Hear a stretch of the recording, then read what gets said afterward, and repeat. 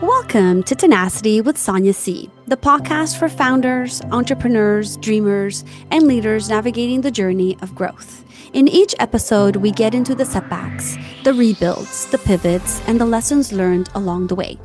These are honest conversations with leaders who face challenges head on and found success in business and in life.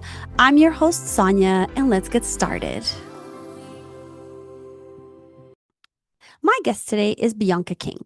She is a business strategist, founder, and creator of the Joyful Ambition framework. Bianca has nearly 30 years in business, has worked across more than 1.6 billion in transactions, and built her agency around the Great Recession with very little money and a clear need to survive. Her work matters because many founders are growing companies while losing control of their time, energy, and peace. Today, we are talking about what it takes to build a profitable business with stronger systems, clearer choices, and a healthier relationship with ambition. Hi, Bianca. How are you today? Welcome to the show. Thank you for having me, Sonia. I'm doing well. Thank you. Awesome. I love it. I'm so excited to get into this conversation with you. I have all kinds of people on the podcast, but when I have other women, I always enjoy those conversations a little bit better. They're extra special for me. So let's get into our conversation. I want to start at the beginning. So I want you to take me back. What Mhm. did ambition mean to you when you were young? Yeah, that's a really interesting question. Ambition for me when I was younger was really about survival. I left home at 13 and had to figure out the best way to make my way in the world. Unfortunately, had very unstable unstable household, and so I ended up living with my sister in Junction City, Kansas. I slept on her sofa for 2 years, and then I ended up moving to Dallas, where I reside now, and then had my first apartment at 17. And it just meant that I had to get out there and grind and make sure that I really was providing for myself in a way that uh, would actually sustain me and I would be okay. Mm-hmm. That survival ambition was amazing, but it also led me to burnout. I did the whole thing. I put myself through high school, I put myself through college, and then I was in corporate. I worked in commercial real estate for over a decade and rose up the corporate ladder, employee of the year twice, deal of the year. We closed over $1.4 billion worth of real estate assets. But by the time I was like 32, 33, I was completely burned out because I was still Mm-hmm. living on that survival ambition, which I also call toxic ambition. I want to talk about, that 13-year-old girl for a little bit. Yeah. First of all, like that's really hard to do, but what did that teach you about survival and control at that age? Yeah. I understood and knew that I deserved better, for lack of a better word, than the situation that was allowing. And I think that was when I really understood agency and decided that, I'm gonna take my chances, compared to where I was, and decided to just I, I figured I can figure it out. And thank God I was Mm-hmm. able to. Um, it's kind of like, we were talking before we started hit before we hit record, but how founders understand, like, I've got to try something beyond what my current thing is. I'm passionate about this, and I've got to take that chance. And I think that's kind of where I was even I was only 13. Yeah, but you know what? You just made a good point. Not everybody takes that chance. What Indeed. led you to say, I mean, obviously necessity must have been part of it. I could be wrong. You tell me, Yeah. but what led you to go down that path? Yeah, that was it. It was necessity. I mean, if I Yeah. had, two caring, loving parents and a good household that I was probably, being raised in, I probably wouldn't have ever thought about leaving. I would have been there Yeah. till, end of high school, going to college, like the traditional way people typically live here in America. But it was literally out of necessity. So you chose to go down the path of real estate. What did that teach you about money, pressure, and performance? Okay, money, pressure, and performance. So, um, in real estate, given that we're doing $100 million deals typically, there was a lot of pressure and there was a lot of pressure to perform well. So, what did that mean? Especially for a young Black woman in Texas in essentially all white dominated, white male dominated industry.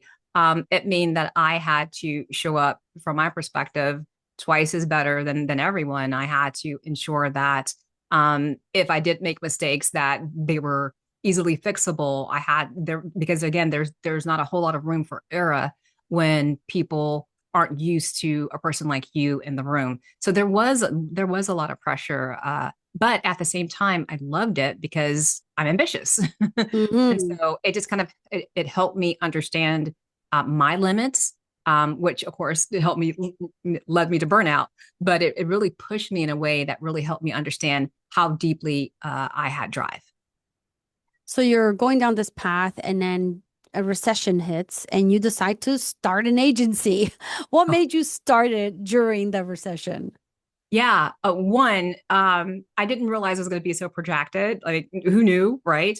Yeah. Two, I honestly was just burned out. Part of what was happening during my time in commercial real estate was I was the poster child. It's like they would point to me. That's how you climb the corporate ladder. I Mm, started out as an administrative assistant, was then a financial analyst, and then essentially was a brokerage associate. Had my real estate license, basically sold $100 million office buildings to investors around the world. And so I essentially, from my perspective, was starting to become a prop. Uh, when it was time for me to get the next promotion, it was like, no, no, no, you stay there. You're perfect where you are. And I was at that company for almost 10 years. And guess, yeah, three promotions in 10 years. Okay. But at the same time, I felt like I was starting to be stifled. mm. Meanwhile, I met my husband and we started talking, and he's like, I never see you. You're starting to burn out. Like, I really just think you need to quit. He is an accountant, and he's like, well, you don't really need to work. We've got enough money. But of course, I'm ambitious. I can't be a lady who lunches. Like, I have to do something. And so it took me a year just kind of mulling over, am I going to quit? If I quit, what do I do? And so I finally, tendered my resignation and decided to open my agency. And yes, it was during the Great Recession, but I had no idea that it would be as long as it lasted. Hmm. So what was the first business system that helped your agency become stable? Yeah, cash flow. That was it. Like really, that was the first thing. I was able to land my first client very quickly through a relationship. Ironically, it was another commercial real estate company. Really making sure that I set those systems up in a way that could really feed the business and feed my life. Right. I got to a Hmm. point where I got down to $38 in my account, and I had to like, okay, how is this business actually going to work, Bianca? Because essentially, I felt like um, even though I was an entrepreneur and a founder, I still brought a lot of those um, cultural things from, being in corporate, as well as a little bit of employee mentality when I first got into my business. And I really had to like really switch my mindset and really think about, okay, you're the leader of this. How do you actually want this to play out in a way that is beneficial to you and your clients, of course? Yeah. How important was the relationships that you had previously made in your career or in that company or the job? Yeah. How important were they now when you're going out on your own? Oh, huge. I mean, from my perspective, and if there's one thing that commercial real estate taught me or being in real estate taught me was relationships are it. They are key. Hmm. And it doesn't matter what industry that you're in, honestly. People move billions of dollars. Like it's Yeah. because it's based on a relationship. That relationship creates the deal and then the deal gets done, lawyers and whatever.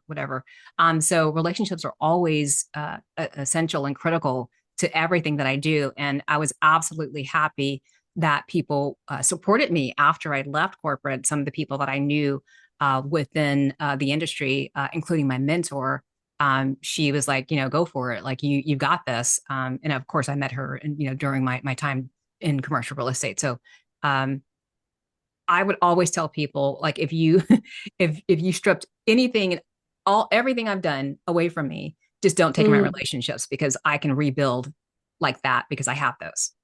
So let's talk about hustle culture a little bit Yeah. because you've brought that up a couple of times, and I Indeed. had Yeah. it.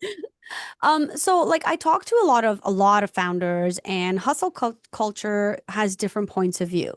Right. Some people don't even realize they're in the hustle mentality, and to them Sure. it's just natural. So I'm Right. curious if you can share, and I realize that there's probably like a lot of different moments that led up to it, but I wonder if you can like sort of pinpoint when did you realize that you were like officially burnt out? What happened and Yeah. what led up to that?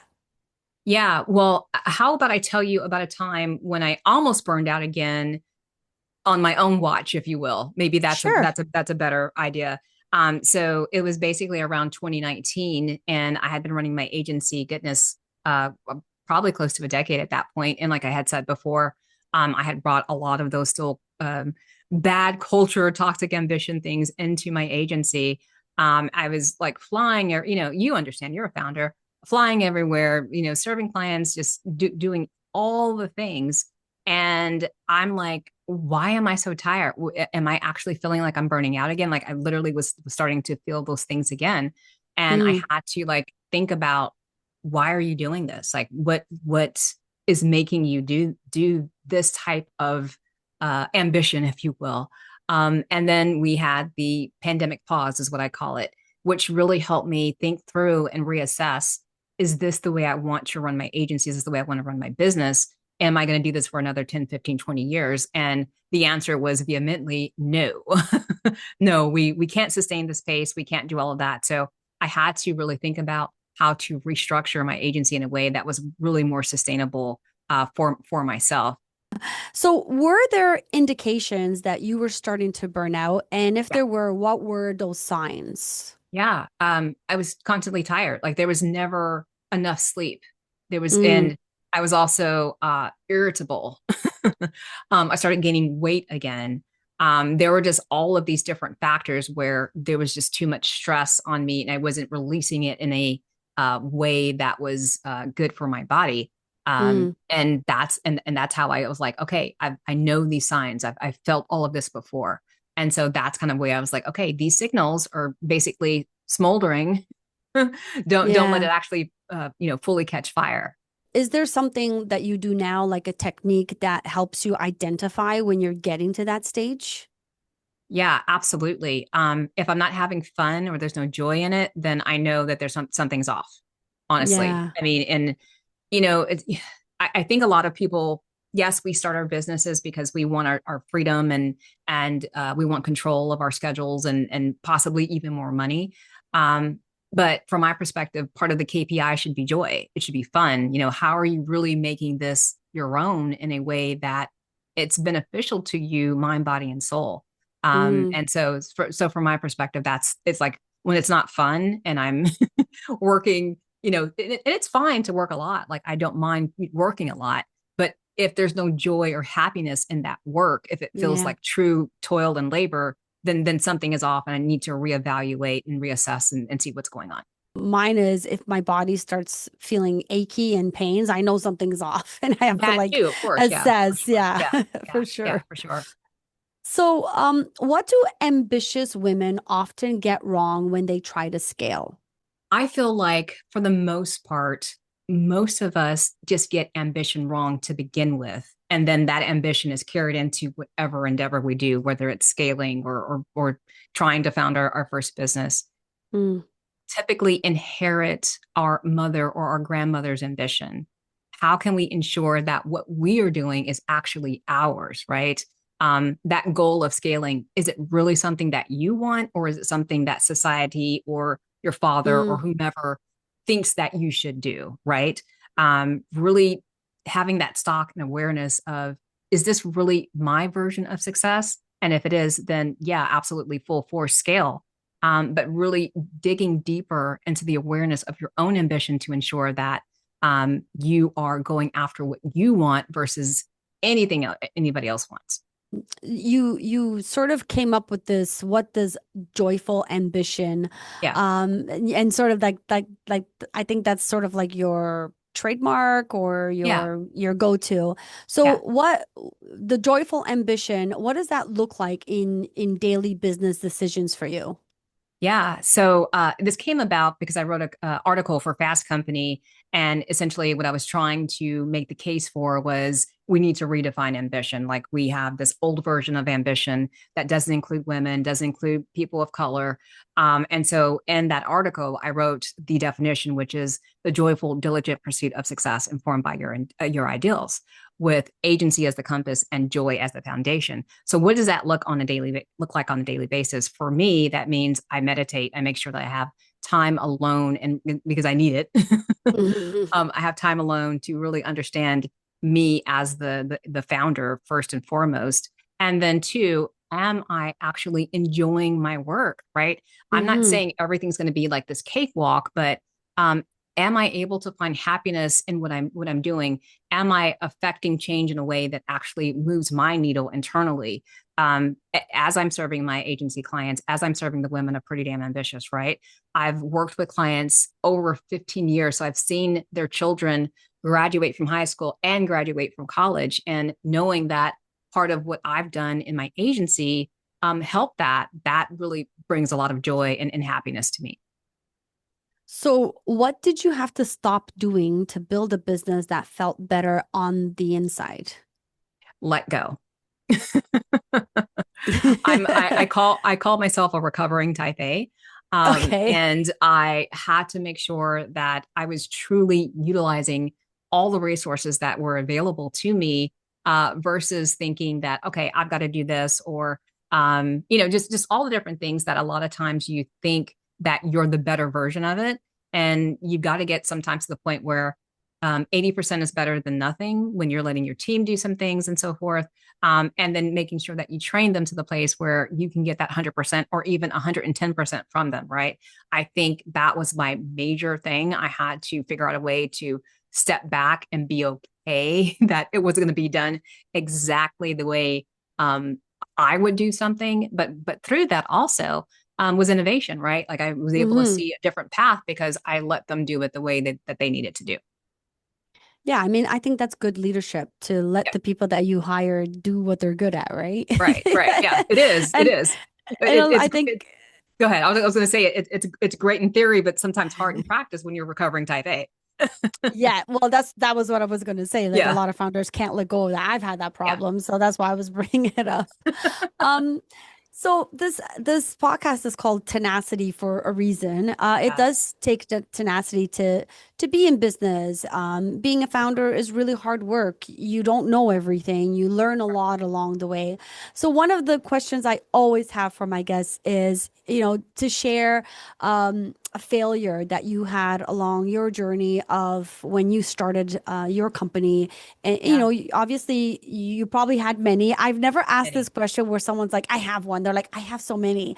Yep. But, pick something that you would like to share. Yeah. And what was it and how did you overcome it or come out of it? Or maybe you didn't. You learned something from it. Yeah, I'll go back to, I believe, 2010. And this is back when we only had paper bank statements, and I was staring at my paper bank statement, and it said $38.63. And I'm like, what the hell did you just do? You left a six-figure job. You started this agency. I was basically 2 years into the agency. And the account had $38.63 in it. And I'm like, okay, what are you going to do? Are you going to tuck your tail between your legs and go back to corporate, or are you going to figure out a way to restructure? So from my perspective, the mistake was I was treating my business more as if I was an employee versus a true founder. That Mm, was my wake up call where I was like, okay, I've got to be the true leader of this business. Let me restructure some things as well as ensure I'm attracting the right clients. And that's basically how I course corrected. And from there, I was featured in Jet magazine about 6 to 8 months later. And then my business just kind of exploded because PR is amazing. yeah. But I was Can ready you for it, thank God, because I had restructured. No, for sure. Can you share like one specific thing that you did in that restructure, just so founders can understand the type of things that they can be doing? Yeah, for sure. I hired my first employee, and not Okay. even like a full-time employee. It was just a contractor, right? Hmm. Someone who really could help me in more of the delivery of the product, even though I honestly did not have the funds for it. I'm like, I'm going to figure out a way to make this work, right? I cannot be the bottleneck, and I cannot be the person who delivers everything. So that was like the first thing that I did. Now, it wasn't like exactly right after I had my $38 moment. Like, I had to really think about, okay, if I do this, how am I going to ensure that the revenue can support this additional person and support me as well and all the business expenses and so forth. So yeah, that was one of the first things I had to do. And how has your company grown to today? Where are you at? Yeah, so we're still lean and small because I built it that way on purpose. Yeah. Coming from corporate, I did not want to have this massive company. I've established basically a boutique marketing agency. Next month, which is May, in just a few days, it'll be my 18th year. I have a Wow. team of four, so it's five of us total. And they're all over the world, right? I don't have like an office somewhere, but I literally serve clients all over the world as well. So yeah.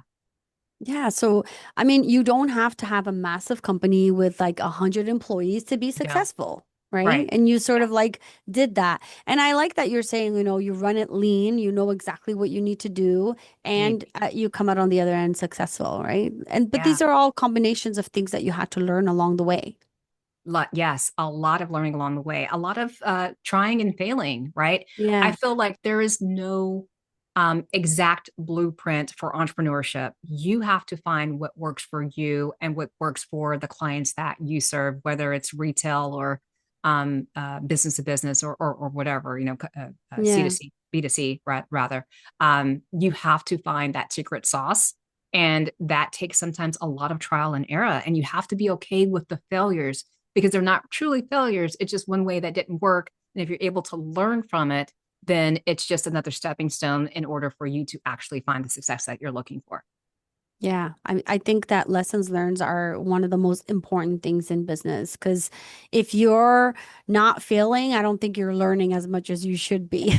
I agree. And you're not taking enough risk. I mean, Yeah. that's part of why you do what you do as an entrepreneur. Like, you have a bit of a risk tolerance. Most of us should or do. Otherwise, you shouldn't be doing it. So you should be taking some big swings at some point. And some small swings as well, having a nice strata of the two to really make sure that you are expanding as a person, but you're also helping your business expand to however way you want it to be. Love it. Well, Bianca, we're almost coming up on time, but before we wrap up, I do want to ask you, what do you want founders to understand about success before they burn out trying to prove themselves? Oh, God, that's such a wonderful question. They need to understand, first and foremost, from my perspective, what is their true North Star? And I'm not talking Mm, about in business, I'm talking about in life. What are you life. trying to do to build this business in order to have a life? Because I feel like most of us get it backwards. We should be building our life and the business should support it. And most founders flip it, right? Yeah. So what is your true North Star? What are you trying to get out of this life? And then how does your business actually support it? And then you build your business that way versus, like I said, the other way around. That sounds easier said than done. So Yeah. what's a way like what would you recommend someone like how they could start? Yeah. So what do you want? Money, your business, those are tools, Hmm. means to an end.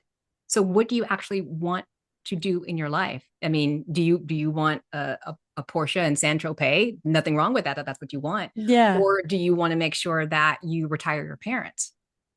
It depends on what your major goal is, or it could be something even less lofty than those two things. What is that goal that you're actually trying to achieve? Then Hmm. you ensure that you're making the right choices in your business, in your life, in order to support that. I love that. I think I could use that advice for myself as well. Yeah. Yeah. Oh, well, Bianca, thank you so much for joining me today. This was lovely conversation. I really enjoyed it. And thank you for being open and sharing your experience through your 18-year journey of being a founder. I really appreciate it. Thank you, Sonia. It was absolutely a pleasure. I want to thank Bianca for joining me today. One thing this conversation makes clear is that growth without structure can become another form of survival. As founders, we are responsible for building businesses that do not depend on our exhaustions to keep running. This week, look at one part of your business that only works because you overextend yourself and redesign the system behind it. And that's a wrap. Thank you for joining me on this journey of learning and growth. If this episode resonated with you, take a moment to subscribe to the podcast, leave a review, and share it with someone who's building through a challenge right now. You can also connect with us on social media and be part of a community that believes resilience is the real advantage. Remember, growth isn't linear, success isn't guaranteed, and setbacks are part of the process. What matters is how you execute. This is Sonia signing off, but as always, keep chasing your dreams with tenacity.